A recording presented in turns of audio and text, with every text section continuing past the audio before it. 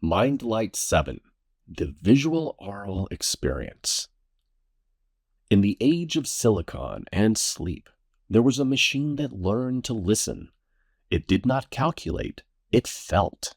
It was called the Mindlight.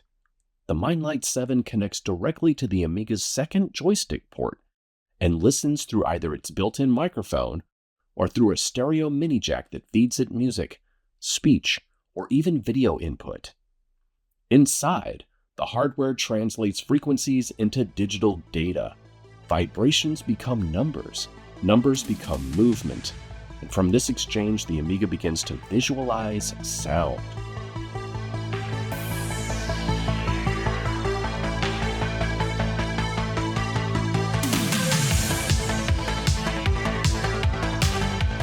The software that gives it life is Visual Aurals, created by Mark Adams, a symphony of algorithms and dynamic art. Each tone that enters the Mindlight is dissected, amplified, analyzed, and reborn as living geometry. Light responds to bass, color bends with treble, and it all happens in real time.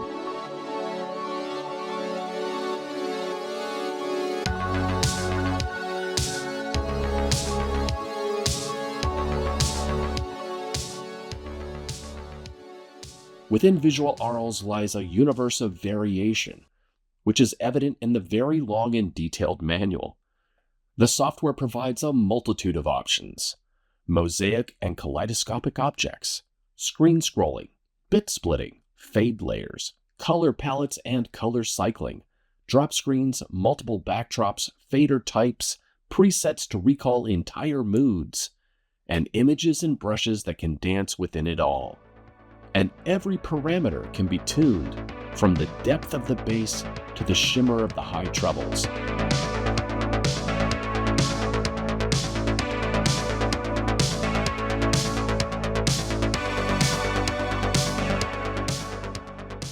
Even MIDI control and live digitizer modes and Genlock integration can be combined for live performances.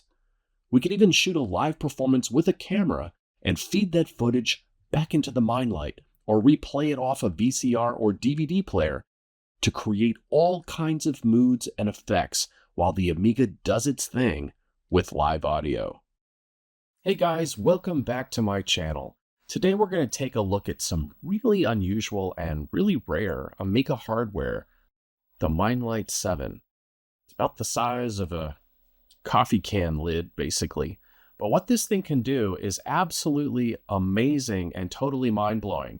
You actually plug it into the mouse port of any Amiga and integrates with some amazing software written by Mark Adams called Visual Aurals. Visual Aurals is this really complex, highly diverse piece of software that it takes the audio that it hears and allows you to create just incredible visual animated artwork on your screen.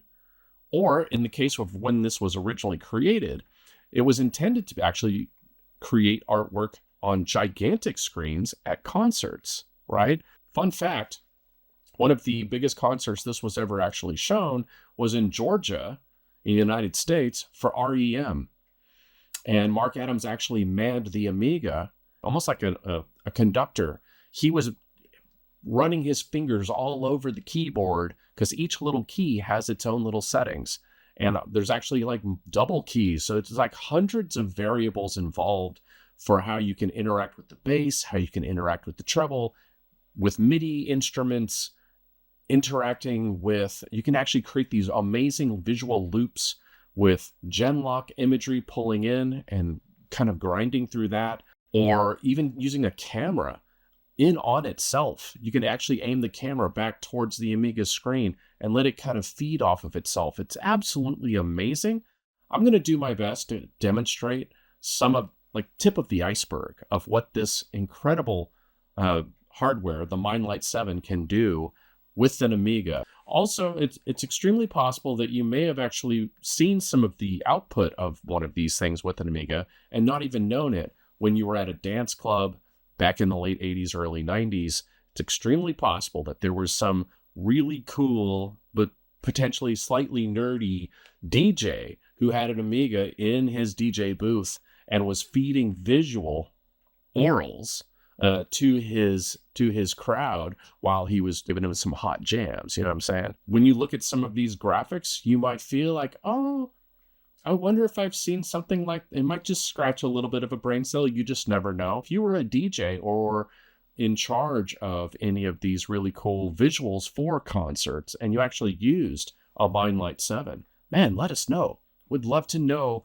how this was used out in the professional real world. So let's give it a little ride on the Amiga with the Mindlight 7 and see what we can create.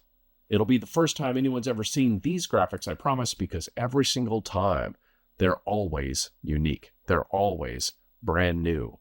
So let's go make some cool stuff. Okay guys, so here is the basic setup for the Mindlight 7. We've got the actual device plugged into the mouse port like I described before. We've actually got its original software. This is version 1.73. I am using a backup. You can do it on floppy or on hard drive. A lot of times back in the day on a live set, they would put stuff on floppies because they could save all of their settings right here and move these around, back these up. It was actually really convenient. And once it loads, it's totally fine. You don't have to worry about running off of it anymore. But we're actually going to be running ours off of a hard drive. Just wanted to show you the setup of how this was done back in the day. I also have a microphone plugged into this rather than using its built-in microphone, which is fine, totally works great, but I wanted to have a microphone closer to the source of my stereo. I also have a DVD player patched through the Genlock 1300, Amiga 1300, behind the Amiga 1000, and we're going to use some of that footage as a way to bring in a different palette and also to bring in some different visuals. Okay, so first let's look at some of the basics right out of the box and see what the Mindlight 7 is going to offer us. Maybe you're doing the light show at a concert and you're in charge of the visuals up on screen. That's what they used this for, or inside of dance clubs.